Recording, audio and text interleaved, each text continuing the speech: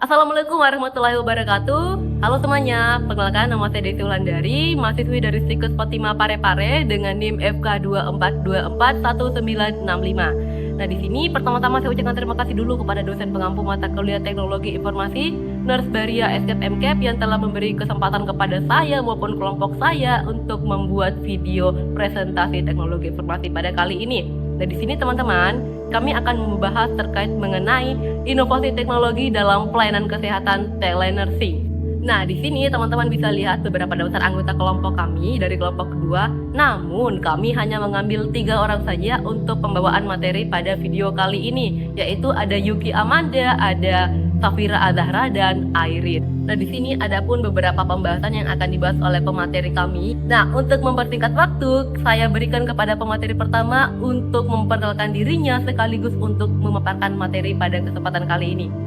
Terima kasih atas kesempatan yang telah diberikan oleh moderator kepada saya. Perkenalkan, saya Airin Faminur Adhadila dengan NIM FK24241959. Nah, di sini saya akan membahas definisi telenursing serta hubungan telenursing dan telemedicine.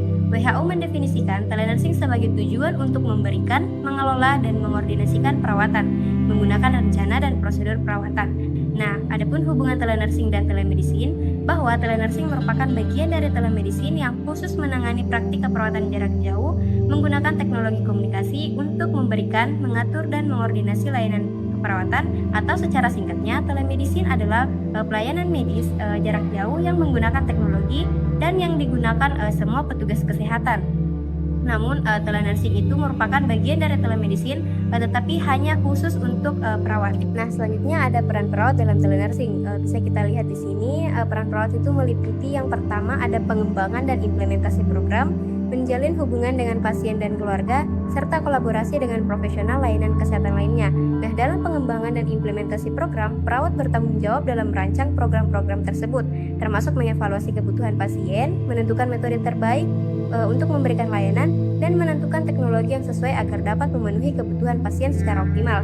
Nah, dalam pengembangan dan implementasi program, perawat juga dapat memasukkan ide-idenya untuk meningkatkan kualitas layanan. Namun, perawat harus memiliki kemampuan khusus seperti keterampilan teknologi, pengetahuan klinis, keterampilan komunikasi, manajemen keterampilan dalam pendidikan, dan kemampuan evaluasi.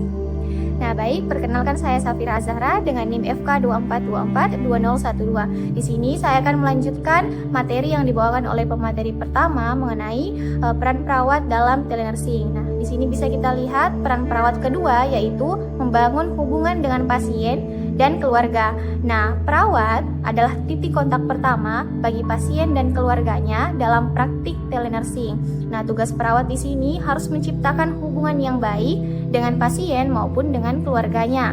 Nah, perawat itu bisa mulai pendekatan terlebih dahulu dengan cara memperkenalkan diri, perkenalkan nama, kemudian bisa memperkenalkan perawat ini dari rumah sakit apa dan bekerja di ruang mana. Kemudian perawat juga bisa menceritakan sedikit latar belakangnya, seperti perawat ini pernah bekerja di rumah sakit mana saja, kemudian perawat ini apakah pernah bekerja di luar dari rumah sakit, misalnya menjadi paramedik.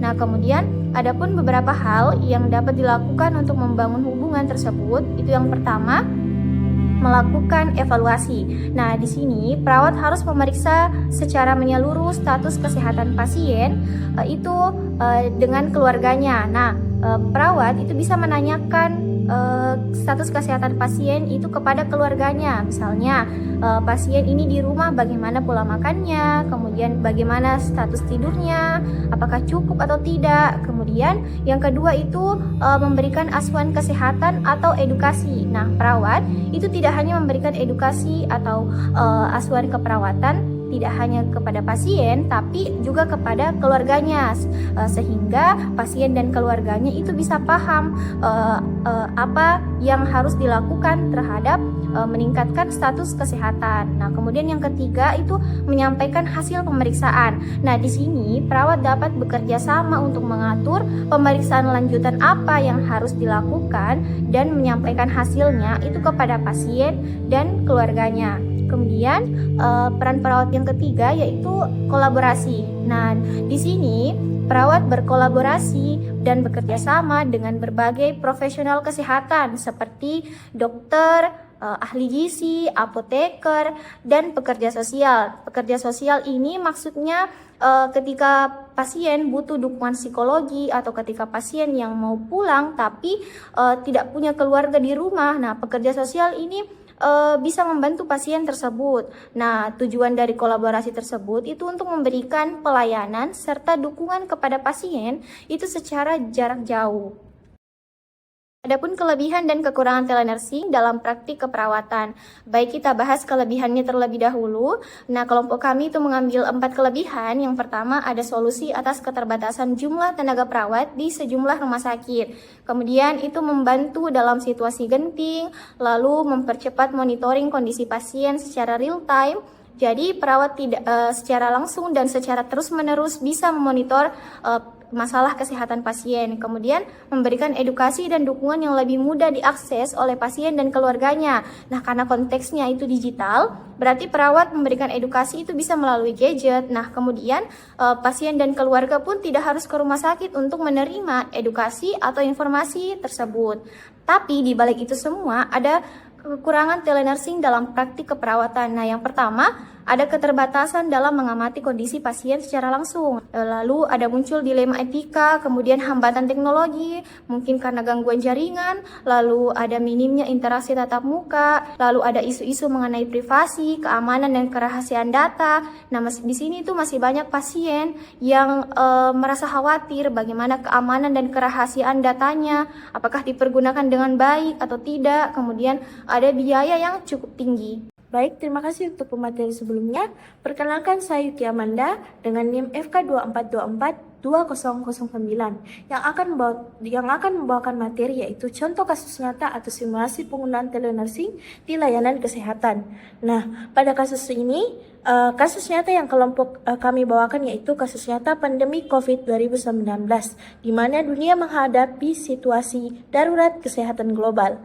Nah, virus ini menyebabkan gangguan pernapasan, bahkan kegagalan organ. Dan pada saat itu, rumah sakit dipenuhi dengan pasien COVID-19. Sementara itu, masih banyak pasien dengan kormoid, orang yang punya penyakit selain dari penyakit utamanya, seperti misalnya pasien dengan TBC dan memiliki penyakit bawaan yaitu jantung. Ini yang sangat perlu perawatan rutin, bahkan mereka memerlukan terapi di atas 6 bulan atau 6 bulan tersebut. Nah, dengan adanya pasien COVID-19 itu yang memenuhi rumah sakit, maka bisa jadi terjadi penularan. Nah, dari sinilah telemedicine dan telenursing berperan besar. Mekanisme kerja keduanya saling terhubung. Biasanya pasien akan terlebih dahulu melakukan konsultasi dengan dokter melalui telemedicine. Jika hasil penilaian menunjukkan pasien bisa dirawat di rumah, maka perawat akan melanjutkan pemantauan melalui telenursing. Nah, kemudian data pasien seperti hasil pemantauan harian kemudian dicatat dan dikirimkan kembali ke dokter untuk evaluasi lanjutan. Dengan cara ini, sistem pelayanan kesehatan tetap berjalan tanpa menambah risiko penularan, dan pasien tetap merasa didampingi secara fisik maupun emosional. Nah, dari kasus ini bisa kita lihat bahwa telemedicine dan telenursing bukan hanya solusi sementara, tetapi menjadi inovasi penting dalam menjaga kesinambungan pelayanan kesehatan terutama di situasi darurat seperti pandemi. Baik, adapun kesimpulan yang diambil oleh kelompok kami adalah perkembangan teknologi informasi telah memberikan perubahan signifikan dalam pelayanan keperawatan. Salah satunya adalah telenursing.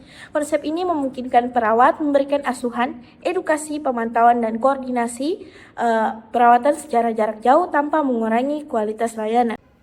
Nah, teman-teman, itu dia tadi pemaparan materi dari kelompok 2. Saya harap teman-teman sekalian bisa paham dengan apa yang disampaikan oleh pemateri tadi. Dan buat teman-teman yang mau bertanya, silahkan tulis pertanyaan kalian di bawah kolom komentar. Jangan lupa untuk like, subscribe, dan sharing sebanyak-banyaknya. Thank you for watching!